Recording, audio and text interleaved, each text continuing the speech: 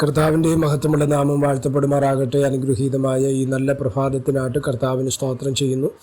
ഈ പ്രഭാത സന്ദേശം കേൾക്കുന്ന എല്ലാ പ്രിയപ്പെട്ടവർക്കും വീണ്ടും വരുന്നവനായ ക്രിസ്തയേശുവിൻ്റെ ധന്യമുള്ള നാമത്തിൽ എൻ്റെ പ്രഭാത വന്ദനങ്ങളെ ഈ നിമിഷം അർപ്പിക്കുകയാണ്. പ്രാർത്ഥനയോടും ദൈവാസികത്തോടും കൂടെ ഈ സന്ദേശത്തിലേക്ക് ശ്രദ്ധിച്ചാലും റോമാലേഖനം 14-ാം അധ്യായത്തിൻ്റെ 1-ാമത്തെ വാക്യം, സംശയ വിചാരങ്ങളെ വിധിക്കാതെ വിശ്വാസത്തിൽ ബലഹീനനായവനെ ചേർത്തുകൊള്ളുവിൻ.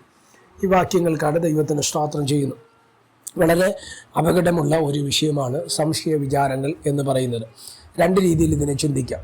അപകടങ്ങൾ തരുന്ന സംശയ വിചാരങ്ങൾ എന്ത് എന്ന് നമ്മൾ ചിന്തിച്ചാൽ, ദൈവത്തെ പരിപൂർണമായി വിശ്വസിക്കാൻ കഴിയാത്ത അവസ്ഥ ഒരു ദൈവത്തോടുള്ള സംശയമാണ്. ഇന്ന് അല്ലാതെ ലൗകികമായിട്ടൊക്കെ നമ്മൾ ചിന്തിച്ചാൽ ഒരു കുടുംബത്തിനകത്ത് തകർച്ചയ്ക്ക് കാരണമാകുന്നൊരു പ്രധാന വിഷയമായിട്ടും ഇന്നും ഈ സംശയ വിചാരങ്ങൾ വരാറുണ്ട്. ആഴമായിട്ട് നമുക്കൊരാൾ വിശ്വസിക്കാൻ കഴിയാതെ വരുന്ന ഈ അവസ്ഥയും സംശയമാണ്. ഒന്ന്, വിശ്വാസത്തോടുള്ള ബന്ധത്തിൽ, ദൈവവുമായിട്ടുള്ള നമ്മുടെ വിശ്വാസത്തോടുള്ള ബന്ധത്തിൽ നമുക്ക് അനിവാര്യമായ ഏറ്റവും പ്രധാനപ്പെട്ട കാര്യമാണ് സംശയിക്കാതെ വിശ്വസിക്കുക എന്നുള്ളത്. യേശു കർത്താവ് തന്നെ ഈ ലോകത്തിലായിരുന്നപ്പോൾ പറഞ്ഞു, നിങ്ങൾ വിശ്വസിക്കുന്നുവെങ്കിൽ സംശയിക്കാതെ വിശ്വസിക്കണം. പ്രാർത്ഥിക്കുമ്പോൾ നമ്മൾ വിശ്വസിച്ചും കൊണ്ട് പ്രാർത്ഥിപ്പിൻ. എന്തുവാ? നമ്മൾ പ്രാർത്ഥിക്കുന്ന വിഷയത്തിന് മറുപടി ലഭ്യമാകുമെന്ന് വിശ്വസിച്ചും കൊണ്ട് നമ്മൾ എന്ത് ചെയ്യണം? പ്രാർത്ഥിക്കണം. അതാണ് ദൈവം നമ്മളെക്കുറിച്ച് ആഗ്രഹിക്കുന്നത്. ഇവിടെ എന്താണ്? സംശയ വിചാരങ്ങളോടെ നമ്മൾ വിധിക്കാതെ വിശ്വാസത്തിൽ ബലഹീനനായവനെ നമ്മൾ എന്ത് ചെയ്യണം?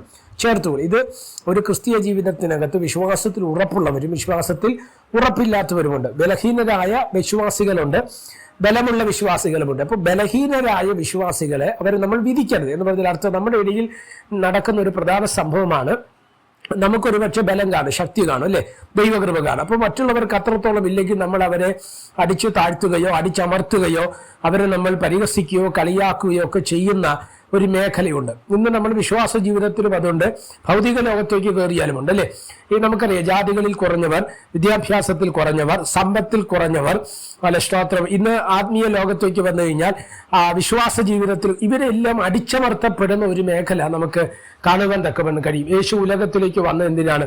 അവൻ പാപികളെ ചേർക്കുവാനാണ്, അല്ലേ. ബൈബിൾ പറയുന്നു, യേശു പാപത്തെ വെറുക്കുകയും പാപികളെ സ്നേഹിക്കുകയും ചെയ്യുന്നവനാണ് നമ്മുടെ കർത്താവ്. അങ്ങനെയെങ്കിൽ എന്നെ ശ്രദ്ധിക്കുന്ന ദൈവമക്കളോട് ഈ പ്രഭാതത്തിൽ ഞാൻ പറയുന്നത്, നിങ്ങൾ വിശ്വാസത്തിൽ ശക്തരാണെങ്കിൽ, നിങ്ങൾ വചനത്തിൽ ബലമുള്ളവരാണെങ്കിൽ, നിങ്ങൾ ദൈവകൃപയിൽ ശക്തരാണെങ്കിൽ, സ്തോത്രം, നിങ്ങൾ എന്ത് ചെയ്യണം? അതിൽ ബലഹീനരായവരെ നമ്മളോട് ചേർത്ത് അവരെ ബലപ്പെടുത്തേണ്ട ഒരു കൃപ നമ്മളിലൂടെ അവരിലേക്ക് പകരുവാൻ തക്കവണ്ണം ഇടയാകണം.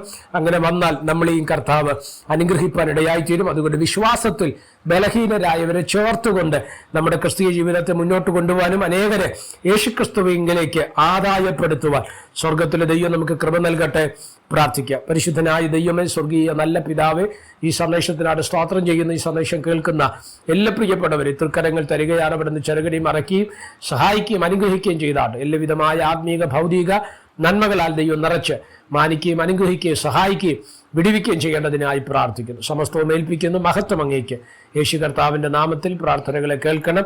സ്വർഗീയ നല്ല പിതാവേ, ആമേൻ. എല്ലാവരെയും ദൈവം അനുഗ്രഹിക്കട്ടെ. God bless you.